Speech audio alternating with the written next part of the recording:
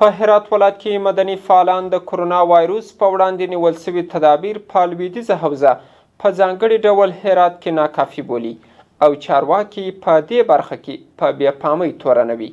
دا مدني فعالان وایي هر څو چې په هرات کې د کووډ-19 ناروغۍ لومړۍ مثبته پیښه 22 ورځې وړاندې ثبت شوې، خو لا تر اوسه دې ولایت ته ځانګړې پاملرنه نه ده شوې.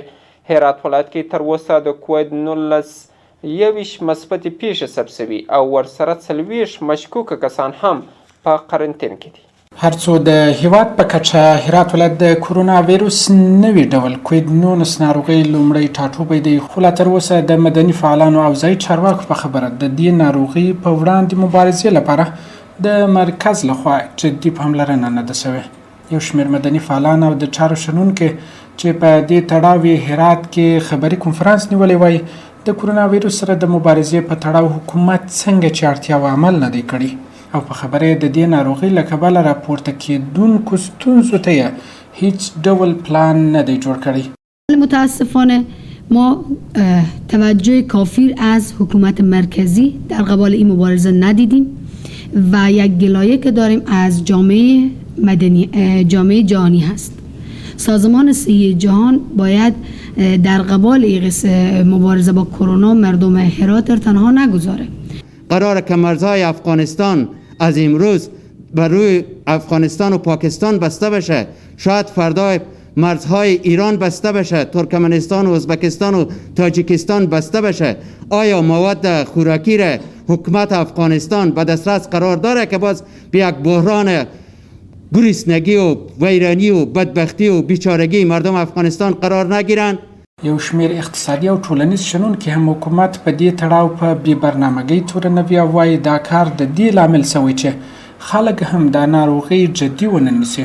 به لحاظ اینکه ما یک کشور فقیر هستیم و از هر لحاظ بسیار ضعیف می باشیم و متاسفانه تا تدابیر دولت ما به اون صورت قابل تایید نبوده و جامعه و مردم هم تا جایی که ملاحظه میشه در داخل شهر و روستاها حتی فکر میشه که بسیار بی‌تفاوتن به این مسئله و هیچ توجه به این مسئله ندارن، مثل آگاهی کافی تا کنون حاصل نشده. اگر یک برنامه ملی و کارآمدی به خاطر جلوگیری از گسترش و نفوذ این ویروس روی دست گرفته نشود، ممکن حوزه غرب کشور به خصوص هرات درشترین ارقام مرگ و میر ناشی از این مرض داشته باشه. د هرات ولایت ځایي چارواکي هم د مدني فعالانو او شنونکو نیوکې پر ځای بولي، خو وایي باید خلک ورسره مرسته وکړي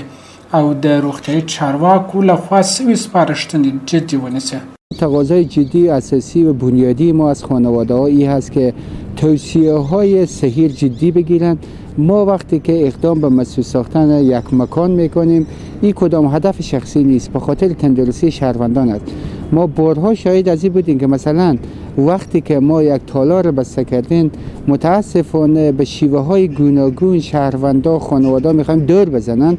یعنی اصرار دارن که تجمعات برگزار بشه، در حالی که تجمعات میتونه خطر آفرین باشه، میتونه در یک تجمعی که تراکم نفوس در اینجا هست شمار زیاد از شهروندان مصاب بکنه. هرات ولایت چې د ایران هیواد سره پوله لري په ورځني توګه تر 10 زره ډیر افغان مهاجر ورته د ایران هیواد څخه چې په بشپړ ډول کرونا ځپلی راځي او له دې کبله په دې ولایت کې هم د کرونا ویروس د مثبتو پیښو شمیر مخ پر ډیرېدو دی.